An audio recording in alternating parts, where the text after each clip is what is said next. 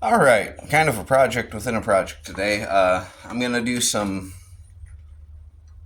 spine file work here, and I'm going to kind of show you all how I go about doing that. I went ahead and coated the blade with Dicam.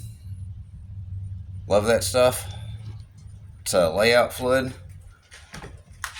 And I put a mark right here at the top. This is where my handle scales are going to go, so I don't want anything beyond this point. And then roughly, don't have to be exact on this, but about roughly every centimeter,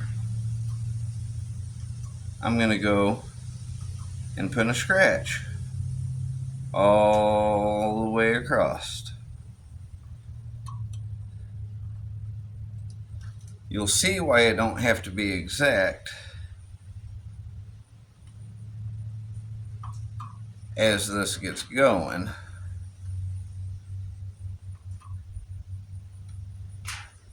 And how far do we want to go?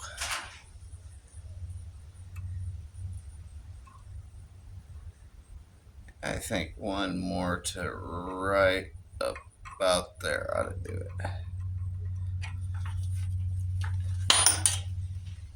Alright, now hopefully you can see these little lines that I have scored in here. And now what I want to do, ignoring the first one, because that's where the handle is. If I do anything up there, then the handle's not going to cover it. So I'm going to start on one side, and every other one I'm going to hit with a round file. Now let's see if I can do this with the way the camera's angled.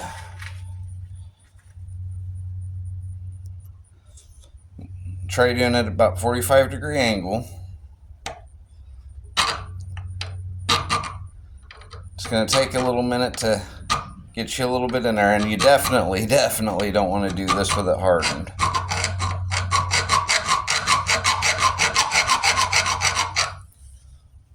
Let me go ahead and move this camera. I just noticed that my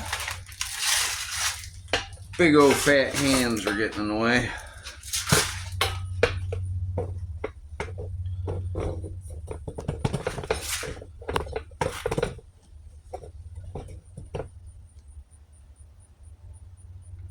Maybe we can do it a little better over here so you can see. But roughly about a 45-degree angle. You don't want to go more than halfway. If you go more than halfway through the thickness, then you biffed it.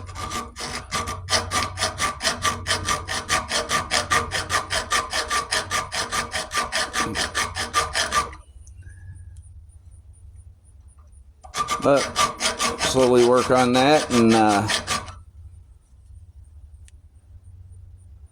I'll get this all done with the camera out of my way. That way I can do it a little easier, and I'll see you back here.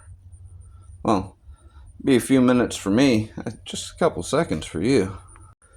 As you can see, skipping every other one, I went down and put a little half moon shape in there, approximately 45-degree angle.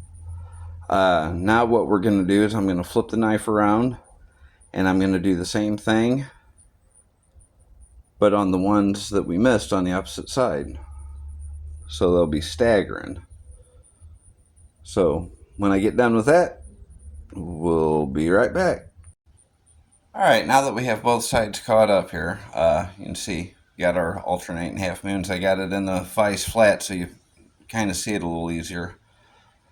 Hopefully that's the plan, anywho.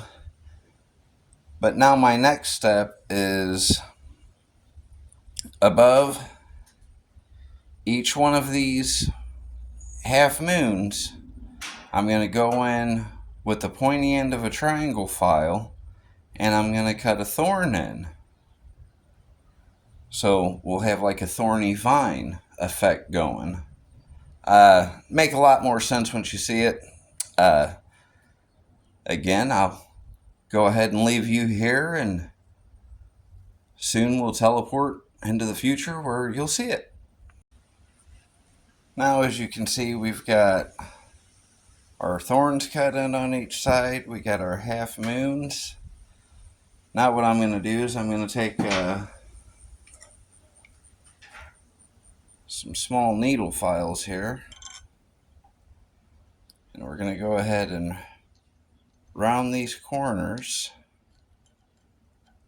so that it flows nice, and then we're going to sharpen these thorns up nice and pointy, and then we'll be done. And there we go, a thorny vine pattern for the spine of a knife.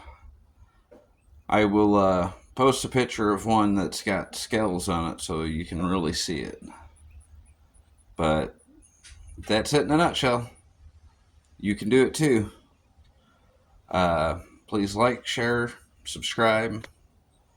Help us keep making this content. Be blessed.